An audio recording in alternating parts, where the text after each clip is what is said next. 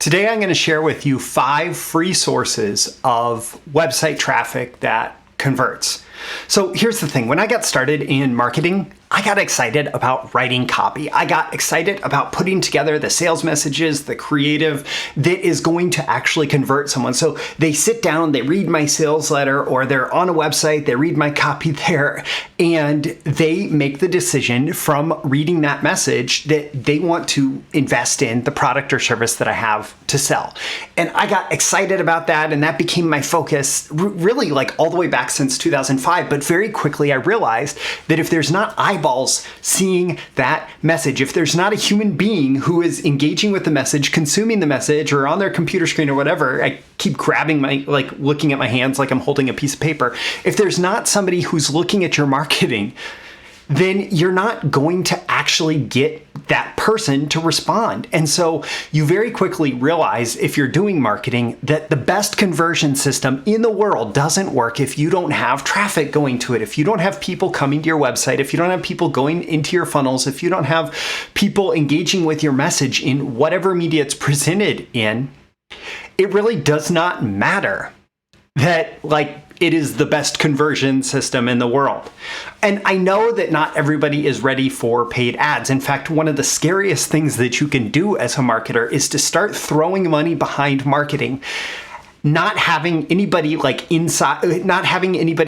having already seen that marketing. So it's great to be able to test your marketing to free traffic, if at all possible, before you start to do any type of paid traffic. So a lot of businesses, including mine, getting started, one of the things that we focus on is free traffic. And today I'm going to share with you, again, 5 free sources of website traffic, but importantly, I'm going to share with you 5 free sources of website traffic that actually converts, website traffic that actually drives people to your offers and the type of people engaging with your traffic such that they are predisposed to buy. So let's dive into today's episode. These are the proven direct response marketing, copywriting, and entrepreneurship success strategies you can use today to write your own ticket and create the life you want. I am Roy Furr, and this is Breakthrough Marketing Secrets. Now, here's today's breakthrough. Okay, so before we get into those 5 free sources of website traffic that converts, I wanted to let you know that today's episode is sponsored by me. Okay, kind of kidding, kind of not. This is sponsored by BTMS Insiders, which it's like Netflix for copywriting and marketing training, where you pay one low monthly fee and you get instant streaming access to it's now over 150 hours of content on marketing and copywriting and how to make your traffic convert with effective copywriting, marketing systems, etc. And so check out the link in the description to BTMS Insiders if you'd like to learn more. And with that, let's dive into these 5 free sources of website traffic that converts. The number one, I'm going to start at the best. I'm going to start with the best. The number one source of website traffic that converts is email. When you can send email and make money show up, it's kind of the holy grail of online marketing, is to be able to build a big email list of people who know who you are, who are interested in your message, and who then actually will respond to your offer. And a note here is I'm not talking about cold email spamming. I'm talking about building a permission-based marketing list. And this is so there's a little bit of cost to this, but it's a very manageable cost for anyone who's serious about growing their business. And frankly, it's essential. The great thing about email marketing is, I'm forgetting the exact number off the top of my head, but I'm pretty sure that a study found that email marketing has a 42x ROI, which means for every dollar the average marketer spends on email marketing, they're making $42 in revenue trackable back to that source. And it's all about building that list and having a relationship such that you can send out email messages to your list and have them excited to hear from you. But the challenge here, of course, is that you need to build a list, right? And challenge number 2, a little side challenge, is you need to have consistent messaging going out to that list. So you're building that reputation, that relationship with the people who get your emails. And so you need to be able to know what to say every day, every week. I wouldn't really want to email less than weekly if I was in almost any business. maybe monthly, probably not quarterly, because they're going to forget about you. You're not going to actually build a relationship with someone that you see like on a quarterly basis. Like, you're not going to build the type of deep relationship that's going to make them want to respond. If you do want to work on email messaging, I actually have training called email copywriting prompts. I'll include a link to that where you can actually get it for just $7. It's a really good deal. Okay, so assuming that we have the consistent messaging thing down, going back to challenge number 1, which is that whole, you need to build a list. And so a goal would be to build your list with other traffic sources. So at a bare minimum, if I'm going to start a brand new project online, one of the first things that I'm going to do before I even consider that to be started at all is I'm going to put the ability for someone to join my email list on my website. And so that's going to be the place where I send traffic to get people engaged, to get people into whatever it is that I'm trying to sell them. In fact, breakthroughmarketingsecrets.com, where this all started, where this channel, these episodes, all of that started, breakthroughmarketingsecrets.com, if you go to the front page there, you'll see an email list where you can actually sign up, join my email list, and that's the point of the front page of the website. So if you have your own email list, that's great. A nice secondary way to leverage email as the number one traffic source, the number one free source of website traffic that converts, is to actually have your message put in front of other people's email audiences. Now, typically what you need for this is a good reputation with the sender and a generous affiliate program, which is where when they send traffic to your website, you pay them based on the people who actually buy. So, one of their subscribers comes to your website, spends $100. Maybe you pay them $50, $75, even $100 for that revenue that was generated as a direct result of their link to your website. So you need a generous affiliate program. It's way better if you have proven funnels, proven sales messages with high earnings per click. A lot of this is going to start to feel pretty sophisticated. It can be kind of difficult to get other people to email for you until you are a more sophisticated marketer. But you need proven funnels with high EPC, which is earnings per click, which is for every click that they send your way, how much money are they going to earn? And importantly, aside from all that financial stuff, does promoting you add to their reputation? So somebody that you have a good relationship with and who knows that promoting you is going to increase their reputation with their audience, that you are going to treat their audience really well, might actually be predisposed to mail for you before you have high EPC, before you have generous affiliate programs. But in general, you want all of the above. Okay, so email is the number one free source of website traffic that converts. What's number 2? Podcasts. Podcasts specifically as a medium tend to attract higher net worth individuals, high value clients. It's people who are active learners who go and seek out particular sources of information on relevant topics to them, and they are a captive audience. You are in their ears for however long the podcast episode is. People are very engaged with the content in podcasts, even if they're listening while they're working on something else or while they're driving or something. They tend to be very engaged with the content. And people who buy through podcasts tend to be willing to spend more. So one great way to leverage the power of podcasts is to launch your own podcasts.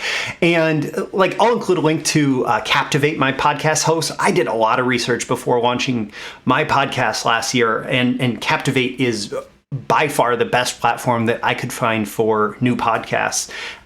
Reasonable expense, reasonable cost for a ton of professional features for launching your podcast. But anyways, if you're going to launch your own podcast, you can do it with your own content, and that's great. There is a challenge that a lot of people have in terms of actually generating the sheer amount of content required for great podcasts. And it is something where you want to have a regular publishing schedule, and you need to be putting out content on a regular basis to attract an audience and to keep them engaged. And so you can focus on building a podcast around your own content. Another really great way to do podcasts is to interview other people on your topic of choice. And you go out and you find people to interview, show up to the interview prepared to ask them good questions, and you really leverage that conversational format to be able to put out a lot of great content with not necessarily as much effort as it takes to constantly be generating your own content. Alternatively, you don't have to launch a podcast to start getting free traffic that converts from podcasts. If you go on other people's podcasts, then you can leverage all the power of podcasts. And in fact, you can reach audience after audience after audience of pre-established audiences that will be that same type of audience that is so valuable. The key is to find podcasts that are following that second strategy, interviewing others on the topic, to be a great guest for those podcasts. And that's things that you do before, during, and after the podcast interview, where you're providing a ton of value to their audience. You're making them look great. It's like you need to be casual, you need to be comfortable, and you need to be professional. And by that, I don't necessarily mean like you need to wear a suit to be on a podcast. In fact, a lot of podcasts, you can't even tell what the host is wearing because it's audio, right? Or what the guest is wearing. But you need to be professional, like how you conduct yourself all around doing the podcasts. And importantly, part of getting that free traffic is you need to not only provide great content, but you need to plan a call to action for the end. You need to have a next step for the listeners to take to get more value from you. And inside BTMS Insiders, there's training called the Podcast PR Blueprint that actually goes into detail about how to do all of that right if you want to be booked on podcasts. So I'll include a link with that or to that in the description. Number 3 source of website traffic that converts, free source of website traffic that converts, is blogs. Blogs are actually really great sources of traffic. People are constantly searching the internet for information on different topics. And if they find your particular blog, and by the way, podcasts can feed your email list, blogs can feed your email list. The other sources of traffic that we're talking about here can feed your email list. So there is a snowball effect that is created here. But blogs, create a blog. Answer questions, answer common questions that buyers in your niche, in your industry, around your topic are asking. And you can also do some research into what the search engines, like what keywords are going to work best. I'm not going to go into too much detail about all of that, but you can create your own blog where you are constantly creating content. Again, editorial schedules, having a particular rhythm of putting out content is essential, because this is not something where you're just going to publish one piece of content and have the world blow up or have your business become gigantic. It's additive.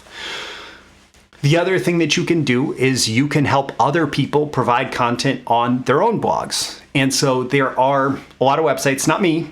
I have a policy against unsolicited guest content, but there are a lot of websites, a lot of blogs that are just constantly looking to add more content to their site, and they're willing to link back to your site in your article or allow you to link back to specific calls to action, specific items on your site in exchange for providing exclusive and valuable content on their blog. So that can be a great place. YouTube. YouTube is another great place to get traffic because so many people spend so much time engaged with YouTube videos. In fact, the average session length of someone on YouTube is about 40 minutes long, which means somebody arrives on YouTube and 40 minutes later, on average, they look up and they say, whoa, what just happened to me? I've been watching videos for all this time. It's the number 2 search engine in the world, and it's directly linked to the number 1 search engine in the world, which is Google, so that your YouTube results, if you are succeeding on YouTube for particular topics, your YouTube results are going to start feeding into the Google search results as well. And again, like podcasts, There's a lot of content that is in interview style on YouTube. And so you can build your own YouTube channel where you're providing content, you're providing tutorials, you're engaging with people in your audience. You can also get on other people's YouTube channels. If you see that somebody has an interview style YouTube channel, you may be able to use the same strategies that you would use to get on people's podcasts to actually become a guest on their YouTube channel. A great additional item about YouTube is something that I do on a daily basis. You can actually extract the audio. If you're thoughtful about how you do YouTube, especially if it's kind of how-to information, you can actually extract the audio from your YouTube videos and upload them into your podcast platform. And suddenly you are creating content in two places for distribution to two audiences, really. The number 5 free source of website traffic that converts is social. And so here I'm talking about Instagram and Twitter and Facebook and all the other social media channels. Now, there are some people where this is their best converting channel. And when you get really good at it, maybe it can become that. In general, social media traffic is much lower value than YouTube, than blogs, than podcasts, than email. And so social media, while a lot of marketers tend to go to it first, it actually tends to be the lowest ROI of everything that I have covered in terms of not just return on financial investment, like it's free, right? But return on the investment of your time, your energy, your resources in engaging on those platforms. So it's most obvious, but it's lowest value on this list. The thing that I would say is that if you think about social media, think of it kind of like a party or hanging out at a very social coffee house atmosphere. You do not want to show up to a party and start selling people hard. You do not want to show up at a coffee house and start selling people hard. You don't want to show up at a bar and start selling people hard. You need to provide value, entertain them, enrich their lives. Like, you need to provide value first on social media. And people who are attracted to the value that you provide will be responsive to very soft calls to action through your social media channels. So in general, don't push hard on social media. Don't sell hard on social media. Don't use social media DMs to like spam people. Even LinkedIn. Don't use LinkedIn DMs to spam people. Provide value first and make a soft call to action to the next step to engage with you. And it's even better if that soft call to action is just something free and of even more value that maybe they have to give their email address in order to get it. So the way to use social media is generally to push people to more free content that pulls them off the platform and into your world. So just quickly recapping, the number 1 free source of website traffic that converts, email. Number 2 is podcasts. Number 3 is blogs. Number 4 is YouTube. Number 5 is social. And in all cases, my recommendation to you is if you want to make the most of this, don't start doing all of them at once. Okay, email, you should probably start doing that and doing it regularly. But in terms of the other traffic drivers to get people to your website, to your content, etc., pick one to master first and then build on it. And I would say okay, so maybe podcasts, your way of mastering it is you're going to launch your own podcast and start doing interviews, but you're also going to find other relevant podcasts and try to become a guest on it. So that's kind of 2 sources of traffic. But it's you're still mastering that one media channel and then build on it. For me, the progression of breakthrough marketing secrets has been first a blog. And so it was an email list, right? But it was also published as a daily blog to get traffic there. And then I started doing more and more YouTube videos. Now I do pretty much my content goes out via these episodes that are filmed for YouTube first. And they're published on the blog. They are also now published as podcasts, but it's been a progression of building these things one after the other. So you pick one to master first, and then you build on it. You in pretty much all cases, what works best in this type of selling today is to provide value first to the members of your target market and have the intention to get them to take action. So start with value, provide value first, and have the intention that when they consume that valuable content, that they are going to take action at the end, which means that you are going to have a low resistance CTA. A low resistance CTA meaning it's easy to take the next step. It's not like, oh, you just watched my YouTube video, now you're going to sign up for my $20,000 copywriting service or something like that. Like that might happen with the hottest prospect, but it's not a direct step there. It's what is the low resistance CTA that moves people along towards whatever your big offer is. Always, if you're collaborating with somebody else, if you are asking to be on their channel, or whatever that media channel is, you want to make the host look awesome. You want to make the host look the best that they can. You want to provide more value to their audience than any other guest that's been on there. Everything is about making them look awesome and making their relationship with their audience better. And when you do that well, you are going to have members of their audience attracted to you and come to you.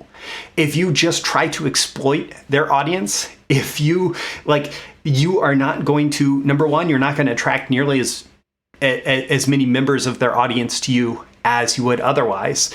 And number two, you're going to make it hard to get back on that channel again. You're going to make it hard to get on other channels with different hosts. You always want to make the host look awesome. And then the final thing that I want to say is, this is like my Mississippi River strategy. Like the results kind of snowball, and so I'm mixing metaphors here, but the Mississippi River strategy, the Mississippi River is, I believe, the second biggest river in the world based on water flow. And if you look at what the Mississippi River looks like as it's going through Louisiana, it's this big, gigantic river that ends in the Mississippi River Delta, and it's like all of this water coming out, and so much water is flowing through every second.